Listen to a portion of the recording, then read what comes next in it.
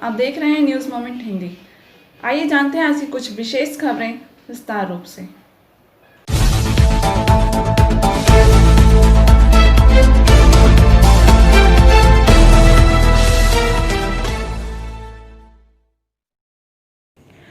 ECL के काजोड़ा area की परासकोल east colliery B पीट खदान के अंदर 25 लेवल 14 नंबर ड्रिफ्ट हॉलेज के पीछे राइज में प्रथम पाली स्टोइंग में काम करने जा रहे स्टोइंग मजदूर गोपाल गोप 45 वर्षीय की कांथी के साथ चाल गिरने से दबकर मौत हो गई, जबकि उनके साथ रहे 4 अन्य साथी की जान बच गई।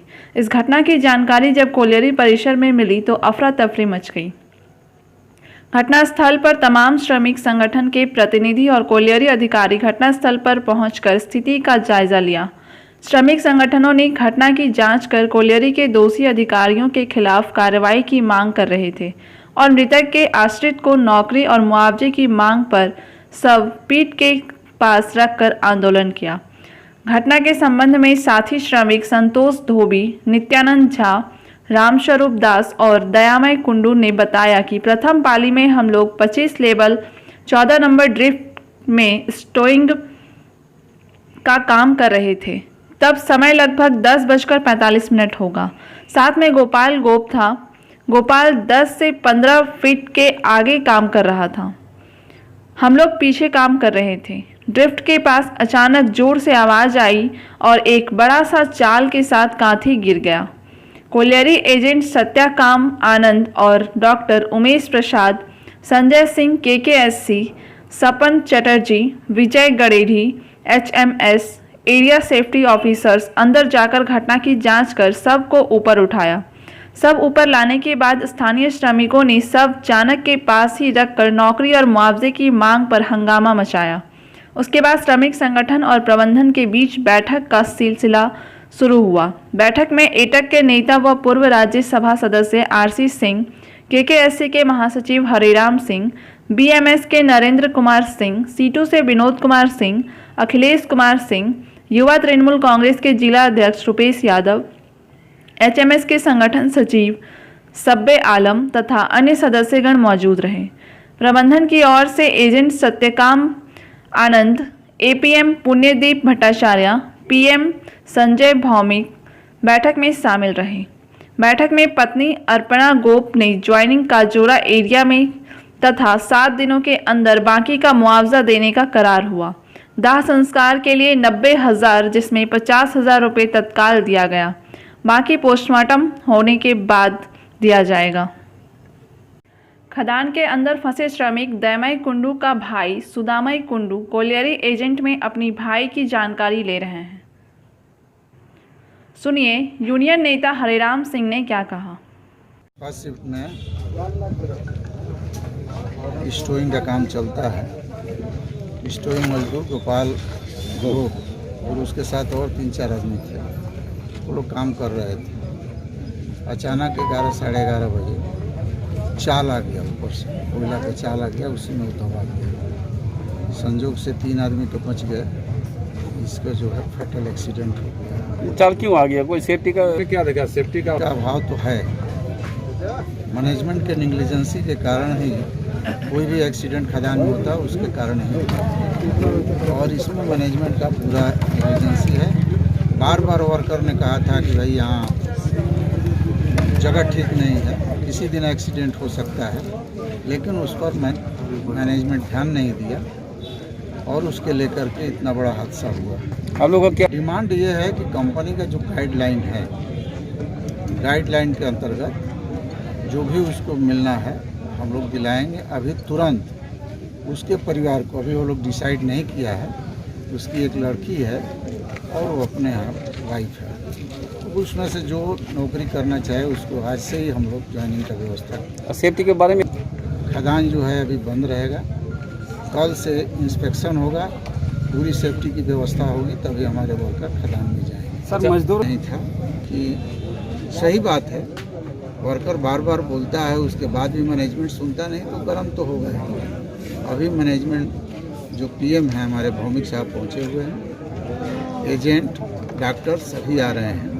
आकर के एक एग्रीमेंट होगा, एग्रीमेंट के मुताबिक जो भी उसको फ़ायदा मिलने वाला है वो मिलेगा और उसको पोस्टमार्टम का व्यवस्था हो। घटना संबंधी क्या एग्रीमेंट हुआ? एआईटीयूसी के नेता ने कुछ जानकारी दी। फॉल हुआ है, आदमी वहाँ पर पाइप फिट कर रहा था, स्टोरेज पाइप फिट कर रहा था और वहाँ सेफ्टी की व्यवस्था नहीं थी, रूफ लूज था और जब फॉल हुआ तो उसके अंदर वो दब गया और एक बहुत अच्छा वर्कर था, सिंसियर वर्कर था, उसकी मौत हो गई। सर चाल गिरा ना सर, कांची गिरा सर, समझ में क्या गिरा था? वो साइड लेकर के ही गिरा है, चाल और साइड दोनों गिरा है। एक साइड से ही था तो दोनों गिरा हुआ है, यूज था वहाँ पर और उसको ख्याल नहीं किया। वहाँ जो सेफ्टी डिपार्टमेंट है वो लगाने के पहले उसका इंस्पेक्शन होना चाहिए था और इंश्योर करना चाहिए था कि यहाँ आदमी जाने से किसी तरह का खतरा नहीं है, तब भेजा जाता है। सेफ्टी जांच नहीं किए थे लोग, इसलिए सेफ्टी जांच नहीं हुआ और जो स्टोइंग का इंचार्ज था वो भी जांच नहीं किया, जो कोई माइनिंग का आदमी रहा होगा और जो मैनेजर हैं सेफ्टी की जिनकी जिम्मेवारी है वो भी जांच नहीं किए, जिसके चलते दुर्घटना घटी और एक सिंसियर वर्कर का मौत हो गया। आप प्रोसेस के लिए सर कोई जांच का मांग कर रहे हैं? हाँ, जांच तो हर एक्सीडेंट में जांच होता है, इसमें भी विशेष तौर से हम लोग जांच चाहते हैं क्योंकि बहुत दिन से हम लोग कह रहे थे यहाँ स्टोइंग नहीं हो रहा है, स्टोइंग में चोरी हो रहा है। बालू भराई नहीं होता था, टॉप बॉटम खाली रहता था और जिसका नतीजा ये बार बार भुगतने को हो रहा है, बार बार हो रहा है, यहाँ पर घटना हो रहा है। इसलिए इंक्वायरी होगी, माइनिंग डिपार्टमेंट इंक्वायरी करेगा और एक ट्राइपार्टाइट इंक्वायरी होगा, यूनियन रहेगा, मैनेजमेंट रहेगा, माइनिंग डिपार्टमेंट रहेगा, इंक्वायरी होगा और जो लीगल एक्शन होगा वो तो जरूर लिया जाएगा, वो किया जाएगा। उसकी एक्सीडेंट हुआ, उसकी औरत को नौकरी मिलेगी, उसका जो लीगल ड्यूज है वो मिल जाएगा और वो बेचारी अपना संसार चलाएगी। इसलिए सारी असुविधाओं के बावजूद आज यही पूरे दिन भर से घटना यही रहा, हुआ है। इस तरह से बहुत सी जगह पर होगा ईसीएल, क्योंकि ईसीएल में सेफ्टी को लेकर के कोई चीज़ नहीं रह गया है और ईसीएल में दो तरह का काम हो रहा है। एक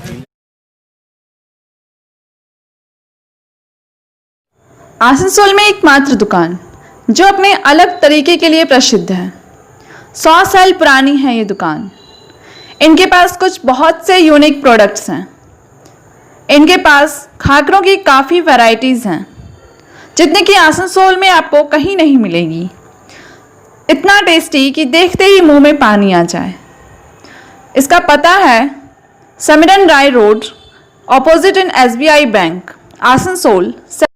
अधिक जानकारी के लिए संपर्क करें 0341 230 5017 या 9547 356154।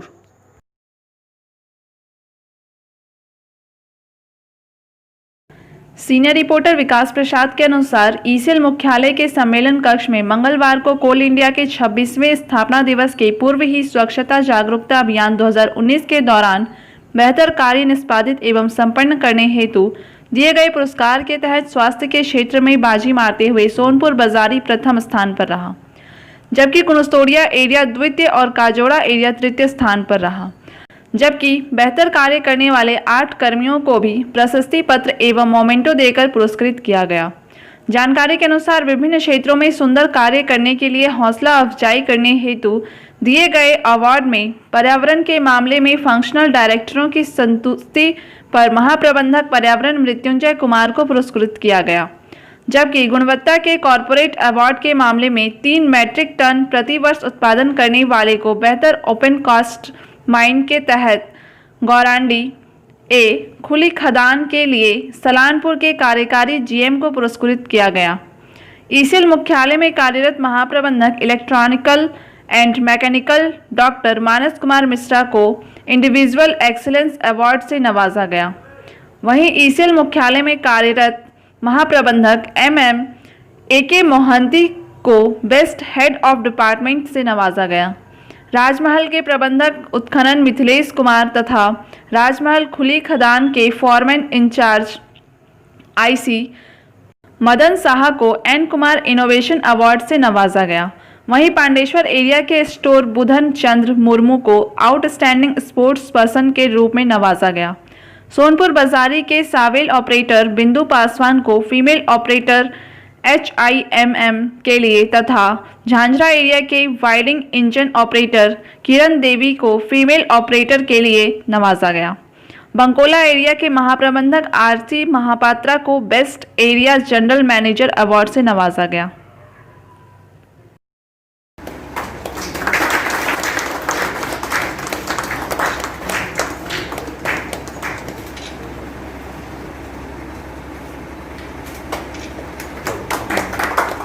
The next category of management, ECL has bagged first prize for this category. HOD Environment is requested to kindly come onto the stage and take the. Come this side. Come this. मंगलवार को सतर्कता जागरूकता सप्ताह पर ECL के CMD Prem Sagar Mishra ने उपस्थित सभी निदेशकों, विभागीय प्रमुखों आदि को सत्यनिष्ठा और ईमानदारी के साथ देश और समाज के सतत विकास के लिए कार्य करते रहने की शपथ दिलाई। इसके साथ ही देश के राष्ट्रपति सहित अन्य के सतर्कता संदेशों को पढ़कर सुनाया गया।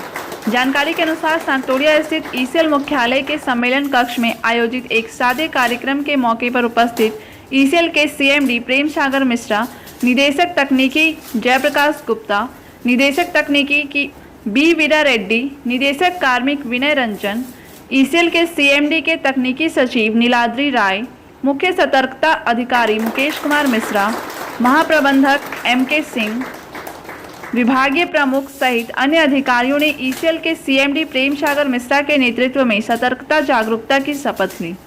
कार्यक्रम के दौरान CMD प्रेम सागर मिश्रा ने देशवासियों के नाम राष्ट्रपति रामनाथ कोविंद के संदेश को पढ़कर सुनाया, जिसमें उन्होंने देश और देशवासियों की उन्नति के लिए सत्य और ईमानदारी का संदेश दिया था। इसके साथ ही इसका दूसरों को भी अनुसरण करने के लिए प्रेरित करने का संदेश दिया गया था। निदेशक तकनीकी जयप्रकाश गुप्ता ने उपराष्ट्रपति वेंकैया नायडू का संदेश पढ़कर सुनाया, जिसमें देश की अग्रगति में सतर्कता के प्रति जागरूक रहने से देश और देशवासियों होने वाले लाभ का संदेश निहित था। निदेशक कार्मिक ने प्रधानमंत्री माननीय नरेंद्र मोदी जी का संदेश पढ़कर सुनाया, जिसमें ईमानदारी और पारदर्शिता को मूल हथियार बनाकर देश को आगे ले जाने की बात कही गई। कोयला मंत्री प्रहलाद जोशी का संदेश मुख्य सतर्कता अधिकारी मुकेश कुमार मिश्रा ने पढ़कर सुनाया।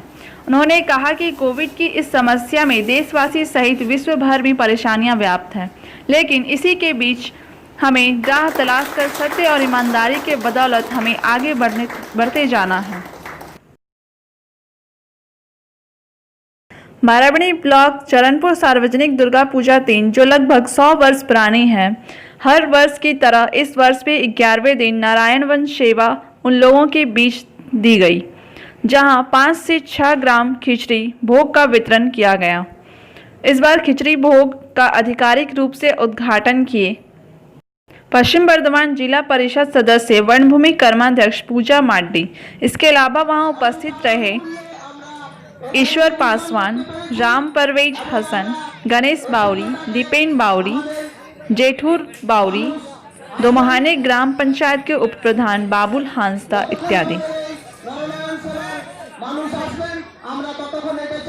মন্দিরটি নতুনভাবে প্রতিস্থাপন করতে পেরেছি এবং এখানে আমি এসেছি, অসংখ্য খুশি লাগছে। ওপেনিং থেকে আজকে নরনারায়ণ সেবা খিচুড়ি বিতরণ হচ্ছে, প্রায় আমাদের 3-4 হাজার লোক খিচুড়ি খাবে।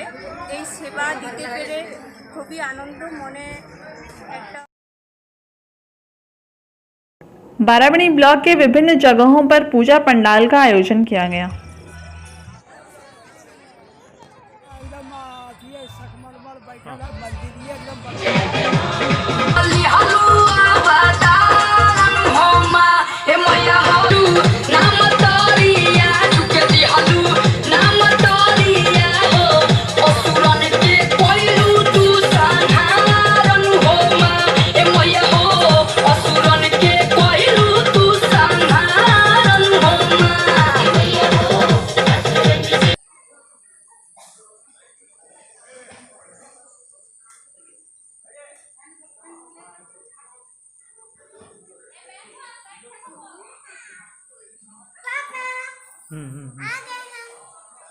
ठीक है।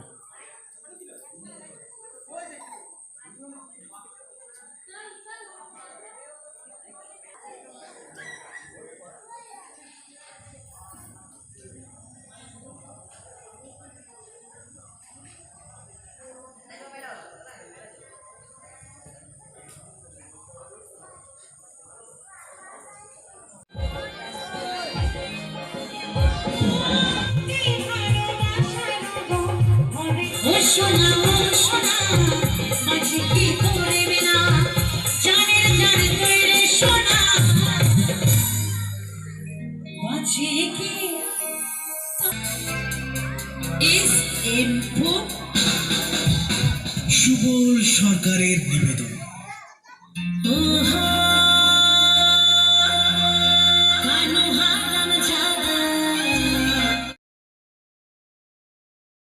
मंगलवार को बोर्ड ऑफ एडमिनिस्ट्रेटर्स के सदस्यों के साथ एक बैठक आयोजित की गई, जहां निम्नलिखित निर्णय को लिया गया। 6 नवंबर को बोरो के अनुसार कोविड-19 के स्वास्थ्य जागरूकता के क्षेत्र में सर्वश्रेष्ठ स्थान पर रहने वाली पूजा कमेटियों को बधाई दी जाएगी। 29 अक्टूबर के भीतर मूर्ति विसर्जन के लिए उपयोग किए जाने वाले सभी जल निकायों की सफाई। 1 अक्टूबर से 7 अक्टूबर तक विशेष मास स्वच्छता और सफाई अभियान। सभी बोरो क्षेत्रों में 10 रक्तदान शिविर का आयोजन 8 नवंबर से 30 नवंबर के बीच किया जाएगा।